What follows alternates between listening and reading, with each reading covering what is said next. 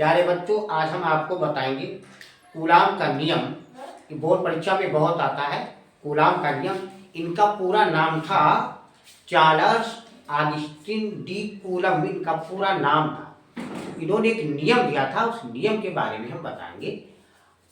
जैसे इन्होंने एक नियम दिया था, जिसे एक हमारा एक ए बिंदु है और एक बी बिंदु है। ए बिंदु हो गया और बी बिंदु हो गया, ए और बी।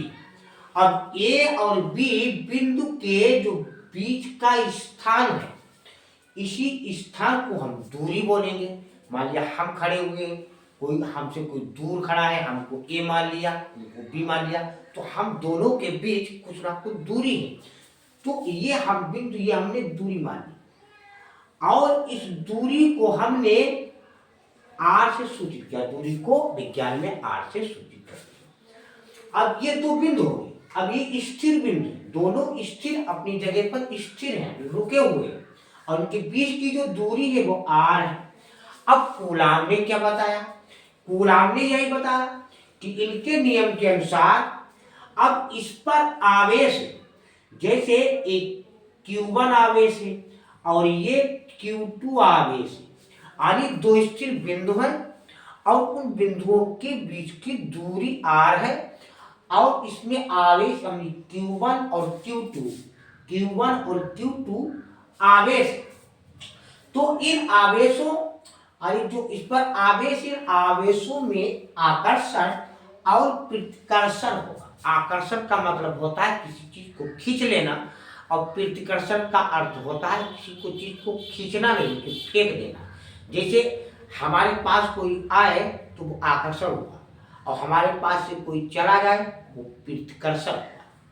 या ऐसे मान लिए, जैसे अब आवेश क्या होता है? आवेश, एक आवेश का अर्थ यह भी होता है जोश में आना, गुस्से में आना, उसको भी आवेश बोलते। कहते हैं कि हम गुस्से में आए तभी हमने, हम गुस्से के आवेश में आ गए तभी हमने ऐसा कार्य कर दिया। तो जो आकर्षण होता है, आकर्षण में दो विपरीत होना चाहिए और प्रतिकर्षण में एक ही तरह के। जैसे अब हम जा रहे हैं, कोई उधर से आ रहा है, हम दोनों की टक्कर लगी, अब हम भी लड़ाई झगड़ा करने वाले नहीं, वो भी लड़ाई झगड़ा करने वाला नहीं, तो हम लोग टक्कर लगी तो हम भी चले जाएंगे, वो भी चला जाएगा। तो ये हुआ प्रतिकर्षण, एक ही जैसे थे।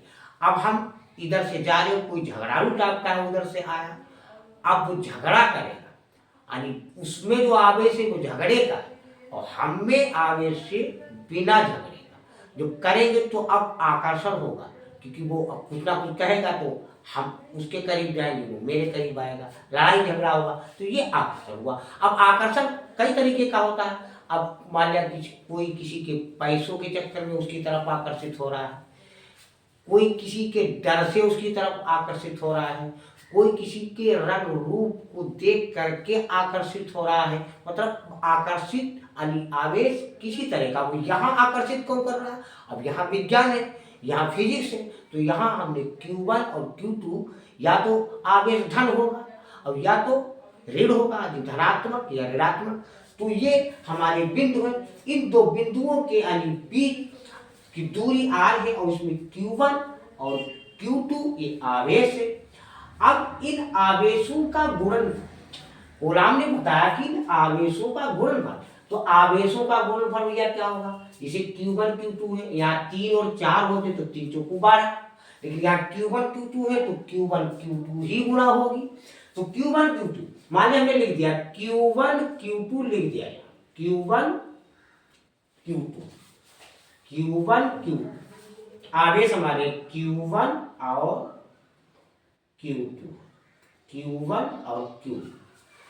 आप क्या कहा कि उनके, अब इनके मध्य क्या रहेगा? आकर्षण बल। हमने आपको समझा दिया आकर्षण क्या होता है, खींचना, या प्रतिकर्षण बल, यानी इनमें आकर्षण बल होगा या प्रतिकर्षण बल होगा।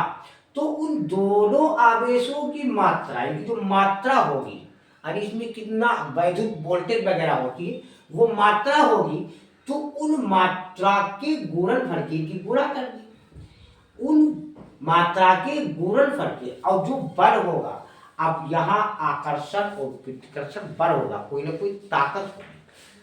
तो उस बल को हम विज्ञान में एफ बोलते हैं। फोर्स, फोर्स माने ताकत। तो बल यानी जो बल क्या होता है वो एफ हो गया। अब एफ के अनुक्रमानुपाती होता है। अनुक्रमानुपाती का अर्थ होता है, अब अनुक्रमानुपाती को हम विज्ञान में एक ग्रीक अक्षर होता है अल्फा। अल्फा इस तरीके से होता है अल्फा।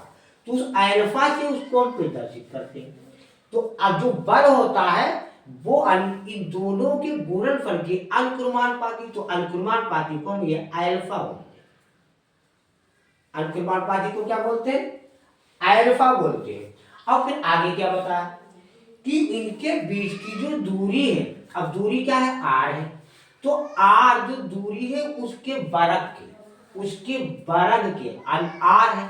अब आर की जगह पर 4 होता तो हम 4 चौक 16 कर देते। अब यहाँ तो ये चर में है तो इसलिए आर और आर की गुणा आर स्क्वायर ही रहेगी, आर स्क्वायर। ये हो गया हमारा कूलम का नियम। या हम इसको इस तरीके से लिख सकते हैं, जैसे एफ बराबर ले जाएंगे तो इसमें जो कूलम का नियम होता है, जो के स्ट्रांग होता है, अब उसकी वैल्यू लिखते हैं 1/4 यानी 4 एप्सिलॉन नॉट 4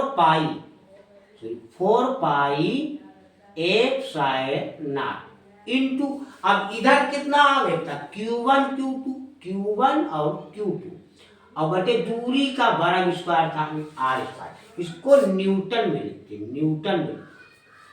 अब जो हमने बताया वही परिभाषा देखिए। इस नियम के अनुसार दो स्थिर बिंदु आवेशों के मध्य लगने वाला आकर्षण या प्रतिकर्षण बल F दोनों आवेशों की मात्राओं यानी Q1/Q2 या मात्रा में Q1/Q2 के गुणनफल के अनुक्रमानुपाती तथा दोनों आवेशों के दूरी यानी r के वर्ग के व्युत्क्रमानुपाती होता है। यह बल दोनों आवेशों को मिलाने वाली रेखा, ये रेखा हो गई, के अनुदिश होता है। अनुदिश मतलब उसी की दिशा में चलना, उसको अनुदिश बोलते हैं। ये देखिए हो गया, आपके समझ में आ जाओ। लाइक और सब्सक्राइब।